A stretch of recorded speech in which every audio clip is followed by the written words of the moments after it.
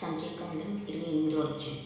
యెహోవా మోషేకు ఇలాగు సెలవిచ్చెను, నీవు ఇశ్రాయేలీయులకు ఇలాగు ఆజ్ఞాపించు, నాకు సువాసన కలుగుటకై మీరు హోమరూపములుగా నాకు అర్పించు ఆహారమును నియామక కాలమున నా యుద్ధకు తెచ్చుటకు జాగ్రత్త పడవలెను.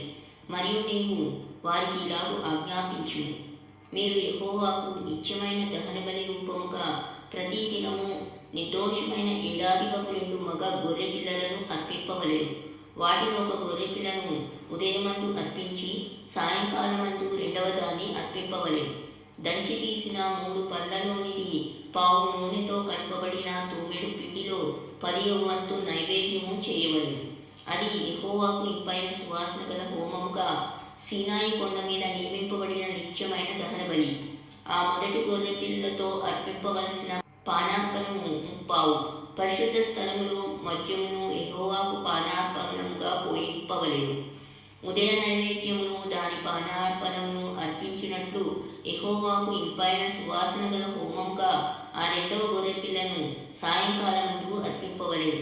విశ్రాంతి దినమున నిర్దోషమైన ఏడాదివకు 2 గొర్రె పిల్లలను నైవేద్య రూపంగాను దాని పానార్పణంగాను నూనెతో కలపబడిన తోమెడు పిండిలో 2/10వ వంతులను అర్పింపవలెను. నిత్యమైన దహనబలియు దాని పానార్పణను గాక ఇది ప్రతి విశ్రాంతి దినమున చేయవలసిన దహనబలి. నెలకు మొదటి దినమున యెహోవాకు దహనబలి అర్పింపవలెను. 2 కోడె దూడలను 1 పొట్టేలును నిర్దోషమైన ఏడాదివకు 7 గొర్రె పిల్లలను వాటిలో ప్రతి కోడె దూడతోనూ నూనెతో కలపబడిన తూమెడు పిండిలో 3/10వ వంతులను నైవేద్యంగాను, ఒక్కొక్క పొట్టేలుతోనూ నూనెతో కలపబడిన తూమెడు పిండిలో 2/10వ వంతులను నైవేద్యంగాను, ఒక్కొక్క గొర్రె పిల్లతో నూనెతో కలపబడిన తూమెడు పిండిలో 1/10వ వంతును నైవేద్యంగాను చేయవలెను. అది యెహోవాకు ఇంపైన సువాసన గల దహనబలి.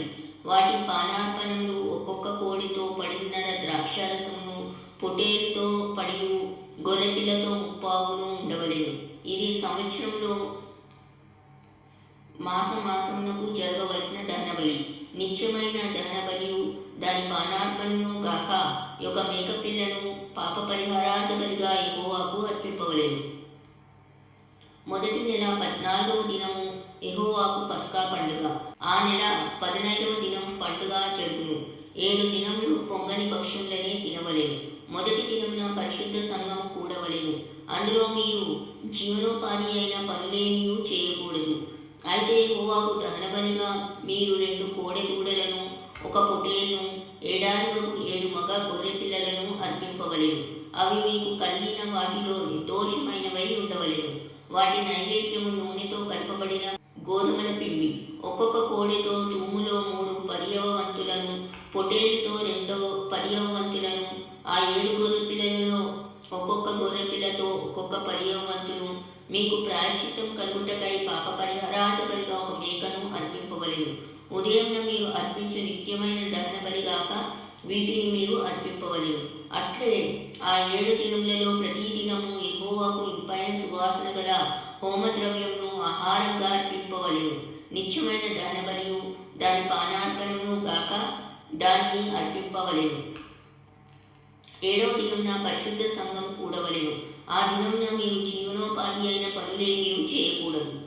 మరియు ప్రథమ ఫలములను అర్పించు దినమున అనగా వారముల పండుగ దినమున మీరు యెహోవాకు క్రొత్త పంటలో నైవేద్యం తెచ్చినప్పుడు మీరు పరిశుద్ధ సంఘంగా కూడవలెను. నాడు మీరు జీవనోపాధి అయిన పనులేమీ చేయకూడదు.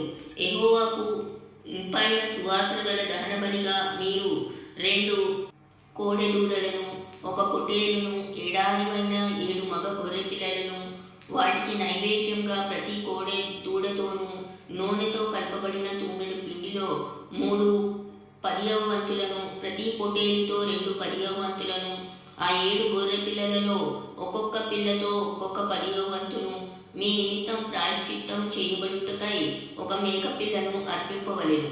నిత్యమైన దహనబలియు దాని నైవేద్యమును గాక వాటి పానార్పణములను అర్పింపవలెను. అవి నిర్దోషములుగా ఉండవలెను.